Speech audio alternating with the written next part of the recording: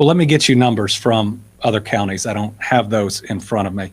Uh, Listen, every child deserves a forever home. I mean, as a dad, I believe every child is a child of God that deserves a forever home. And every child ought to be free of abuse and neglect.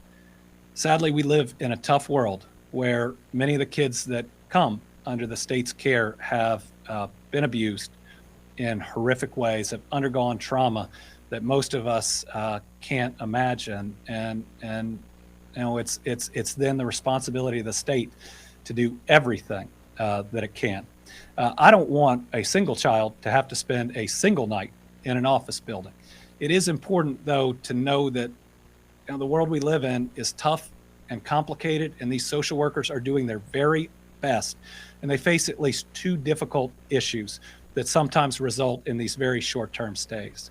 The first is just a timing. Sometimes kids are removed very late at night from a home or where they're staying, and it's really challenging to get them into another home or area, because you also have to see what their needs are and potentially some of the trauma they've been through to know what the appropriate place to put them in is. And remember, when we're talking about one of these children staying a night in an office building, there's a social worker staying there with them too, that are away from their family. This isn't something they want to do. It's either for timing or the next reason that I'll talk about. It's the best option they have available to them at the time, and it's an awful option. The second is that sadly, some of the kids that come under our protection have been through such horrific trauma that they end up exhibiting violence towards staff members, sexual aggression. And so we have to be very careful about placing them, because we don't want to put other kids in the foster care system in danger. So listen, I believe that each of our social workers always tries to find a placement that is not the L&N building or another one. When we look at steps that we're taking, we added $41 million to providers out there, specifically asking for more services and placements for those in need of the most care. But the other thing we need is we need foster parents willing to take the toughest of the tough cases. We need foster parents willing to take older kids, especially teenagers as well. Do I believe it's acceptable? No. Do I believe that our social workers are trying their very best in these situations? Yes. And we'll work with anyone, especially those that want to provide more services, to try to make sure that no child ever has to spend one of those nights. Sure. Is Brooklawn going to open back up, or is it open back up? I know it's some of the issue in Louisville. Right. Brooklawn is open to some services right now. We were able to begin placing kids that were outside of the program, from the program that resulted in the fatality. Lauren. I wanted to follow up, Governor. Thank you for what you said. The governor, well, you are the governor. Earlier today, the mayor said he was going to have a conversation with the county. Sure. He said it is a state problem, but the fact that he's trying to get on board. Yeah. This is not specifically your problem, not possibly his CFF.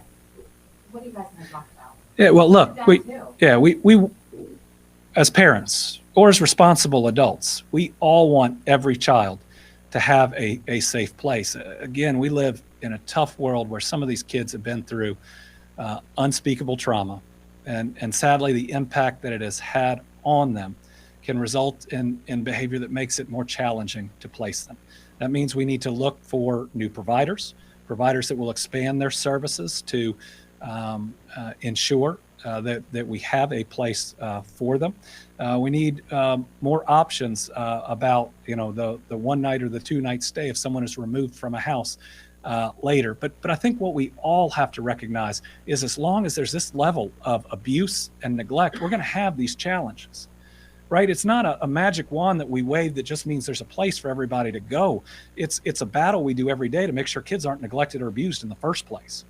I mean, the earlier that we can be involved with families where this might happen, prevent them from the challenges that we see. I believe that early intervention is working right now. We have fewer kids in foster care today than 2 years ago. It's ticking up a little bit right now, but I believe some of those are working. So I don't want to take away from the fact that we don't want any child staying in an office building unless it's the safest place for them for that short period of time. But our goal should be to eliminate the abuse and the neglect that results in them coming into the system in the first place. I think it was just last month when you allocated that 41.5 million for the state's foster care children. Is there more money? Is it probably we could throw more money at it? Or do you simply need families to step up Yeah. and find room in their hearts? Well, listen, more funding is always helpful, but it's never the full answer. That $41 million ought to help, but there's likely more that's going to be needed in the future because, again, think about the therapies and the help that some of these kids need through no fault of their own. You know, the world has been awful to them, and trying to get them in a better place takes really talented, trained individuals with significant therapy over time. And so we ought to want to have that system that is there for each and every one of them.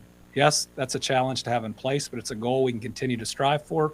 But we do need more foster parents willing to take the tough cases and willing to take older, mainly teenage foster kids. Those are children of God too, that need their forever home just as much as anybody else.